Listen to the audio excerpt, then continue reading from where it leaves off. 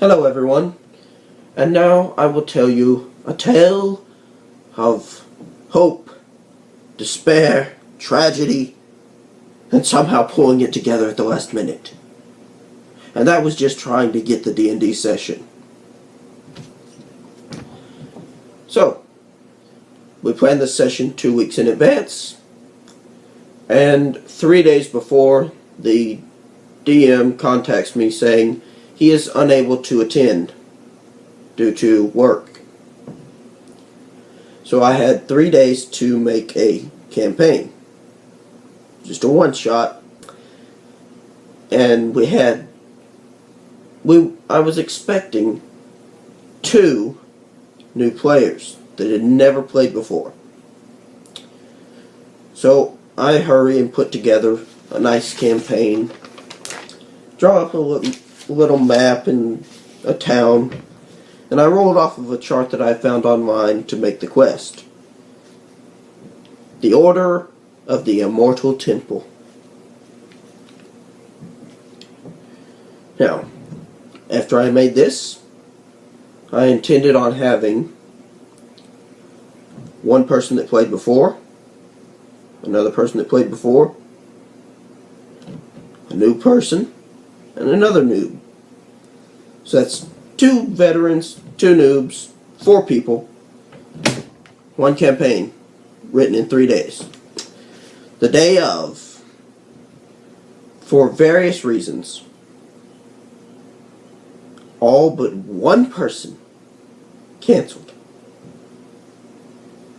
Now, you could tell this person that showed up was new, because they showed up on time. It was a little scary. So, we ended up canceling. Several hours later, I heard back from one of the people that canceled that said he was done with his work and he could come over. So I told him, come on, we'll see what we can do. So with the new player that had not played before, and one that had played a few times, we got started. We had a hill dwarf and an Azamar. So an angel and a hairy guy. To teach the new player, I started them off in combat. Each one faced a bandit. 1 bandit per player. That's 2 bandits, 2 players. It was a completely fair fight. The challenge rating of the bandit was 1/8.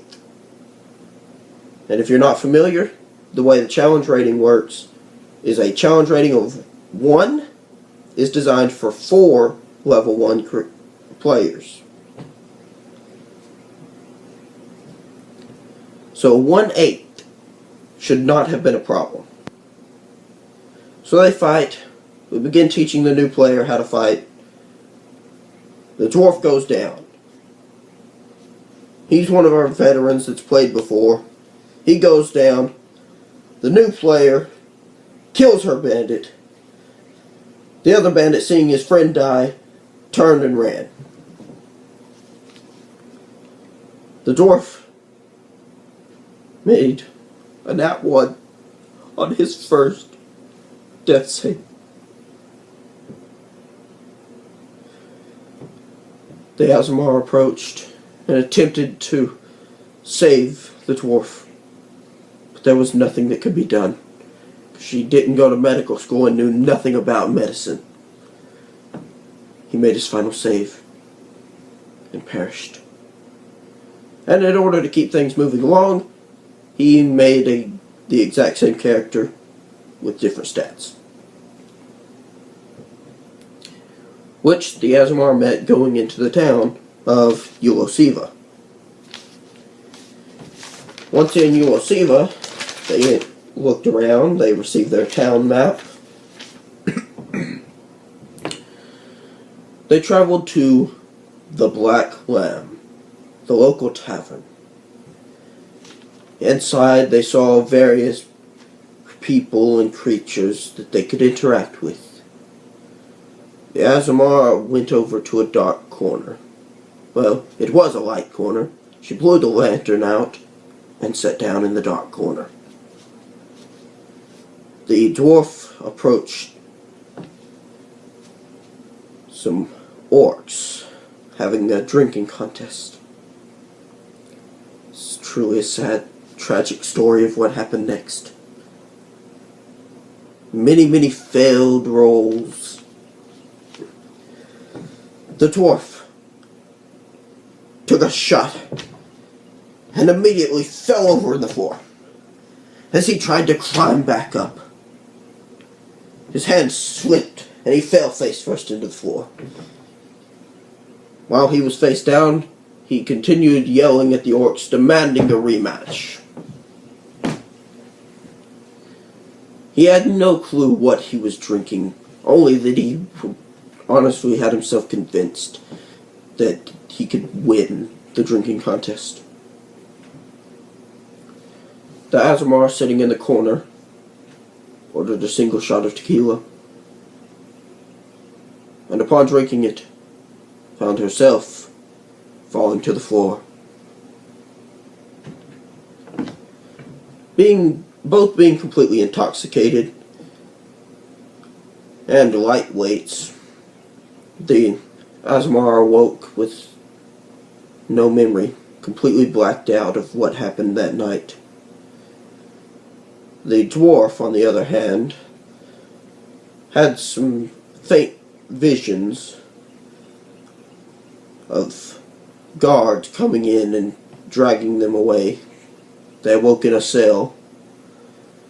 The guard told them that they were lucky they didn't get thrown in the lake. They were sent on their way. So, after getting drunk the night before and being carried out by guards, the logical thing to do is go straight back to the Black Lamb. Inside, the previous night's patrons were gone. Now there were just men in gray robes. Well, men and women. Anyway, everyone was wearing gray robes, and an elderly man approached them. All of the people there were eating breakfast. They were from the Order of the Immortal Temple. And the elderly man told them the situation that upon entry into the order, everyone has to give up their personal belongings, which are then sold. So they have plenty of gold, but the order has no weapons or armor to send their own people. So they offer to hire these adventurers to go to the temple that they've discovered and recover the remnants of immortality so that they can duplicate it and become immortal. The adventurers are not entirely certain what they're looking for, but they accept the job. Since there were only 2 of them, they were told to stop by the Order's main building and find a man named Jeff. Inside they found Jeff, and he gave them 4 potions of healing so that they would not die immediately. We all were looking at the dwarf on that one. Their map was marked with an X of where the temple was. The players made several comments about this X, so it was remarked with a smiley face. Several jokes were made, and it was remarked with the word taco. Anyone that has not played D&D, this probably sounds strange. But for the rest of you, I'm sure you feel my pain. So they reach the temple. They find a man sitting at the top who told them that immortality is actually a curse, not a gift. But they These adventurers insisted on going forward and entering into the temple. So, fight began. They ended up defeating the creature and finding a button that opened the door. Inside, they traveled down deep into the temple, deep underground, into complete and total darkness, which does nothing because they have dark vision along with every other creature that exists inside this temple. Isn't dark vision wonderful? So they enter into an empty stone room with 3 paths. So what's the best thing to do when there are 3 different paths? Split the party! But I wasn't going to be that diabolical DM that when they walk into a room alone, the monster starts moving towards them, only for another monster to come up from behind them and eat them. No, I just throw a single zombie at both of them. They went on, searching separate rooms, finding that this was less of a temple and more of a house. With some bedrooms, some bookcases, even a kitchen. And the Azamar walked into one room that had 4 skeletons playing poker. What do you do when there are 4 skeletons sitting at a table playing poker?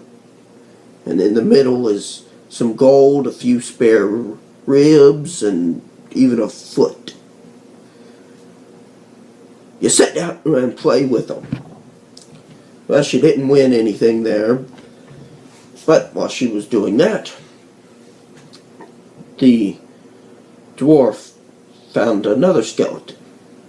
He found, I believe it was a golden dagger, I think, maybe. I made it up on the spot, so maybe. Anyway, he picked it up off of the skeleton.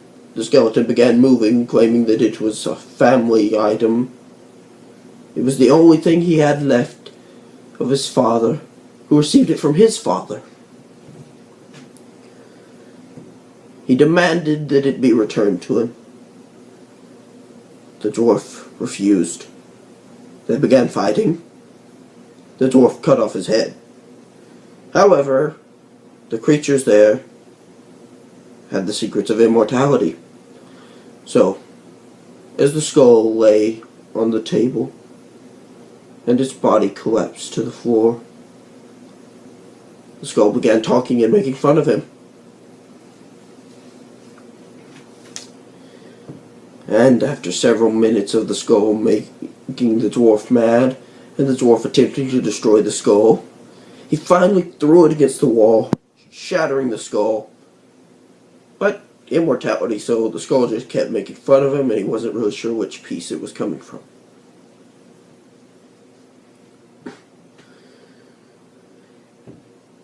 The dwarf finds the Azamar playing poker with the skeletons.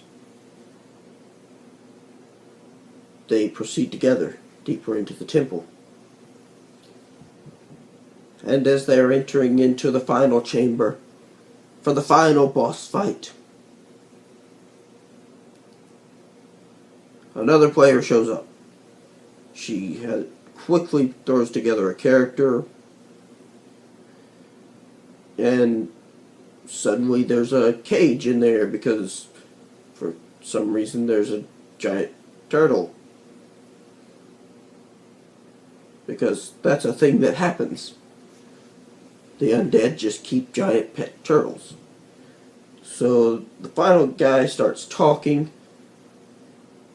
about them being intruders and what are they doing there and so forth and so forth. No one really cared. And I know this because the Azamar immediately attacks.